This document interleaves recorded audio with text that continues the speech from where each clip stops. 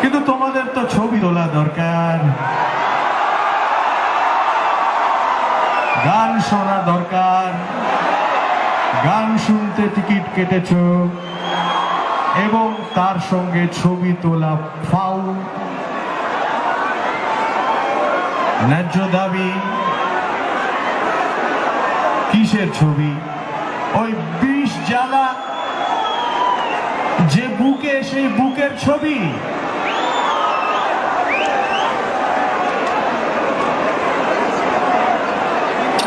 সে তো ইসিজি করতে হবে,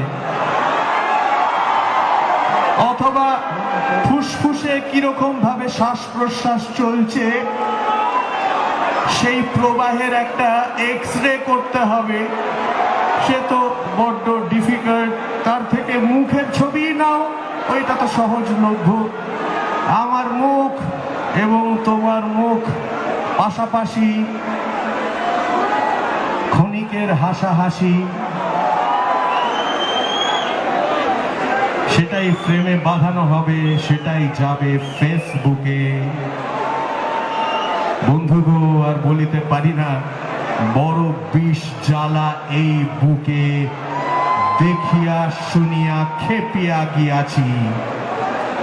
তাই যাহা আসে কই মুখে। ঠিক আছে, ছবি তোলাটাই ফাইনাল, ছবি তুলব, কিন্তু বাকি সমস্ত সময় ধরেই আমি ছবি তুলবো। খালি 20টা মিনিট আমি চেয়ে নেব, 20টা মিনিট খালি আমার।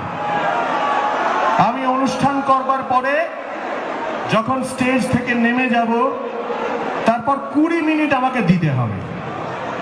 সেই 20 মিনিট কি হবে?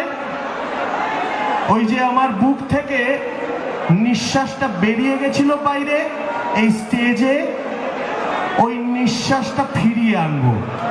50 বছর বয়স হয়ে গেল তো এটুকু দাবি করতে পারি।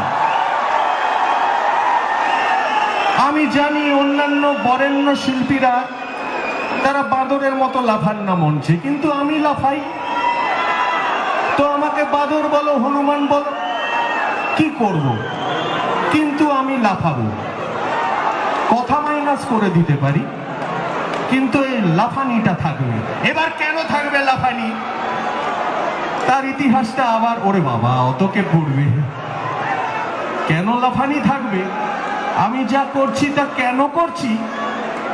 এই প্রশ্নের উত্তর খোঁজার তো কোনো দায় কারণেই, কিন্তু ছবি তোলার আছে, ছবি তোলার আছে, ফেসবুকে তো দিতে হবে।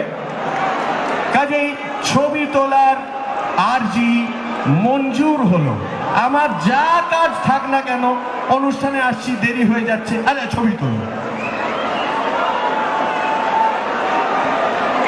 ছবি তুলো, ছবি তুলবে। কিন্তু মঞ্চ থেকে নেমে যাওয়ার পরে 20 মিনিট, ওই সময়টা কিন্তু আমার। ওই সময় যদি ধারে কাছে ঘেঁষো,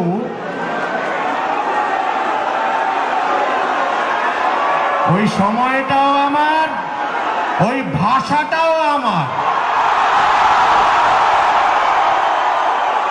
ওই 20 মিনিট, যে 20 মিনিটে আমি আমার দেহ থেকে যে নিঃশ্বাস মঞ্চে ফেলে গেছি, সেই নিঃশ্বাসটুকু সঞ্চয় করে নেব, যাতে তারপরেই আবার ভ্যানিটি ভ্যান থেকে বেরিয়ে এসে হাসি মুখে পোজ দিতে পারি। তাই জন্যই দরকার ওইটা, তাই জন্যই ওটা দরকার। মাঝখানে কেউ এলে সেই ভাষা কিন্তু বিদ্রোহের পাণ্ডুলিপির ভাষা হয়ে যাবে, বাইসাইকেল চোরের ভাষা হয়ে যাবে, দেওয়ালি পীর ভাষা হয়ে যাবে, নেমেসিসের ভাষা হয়ে যাবে, অর্থাৎ আমার ভাষা হয়ে যাবে। আমি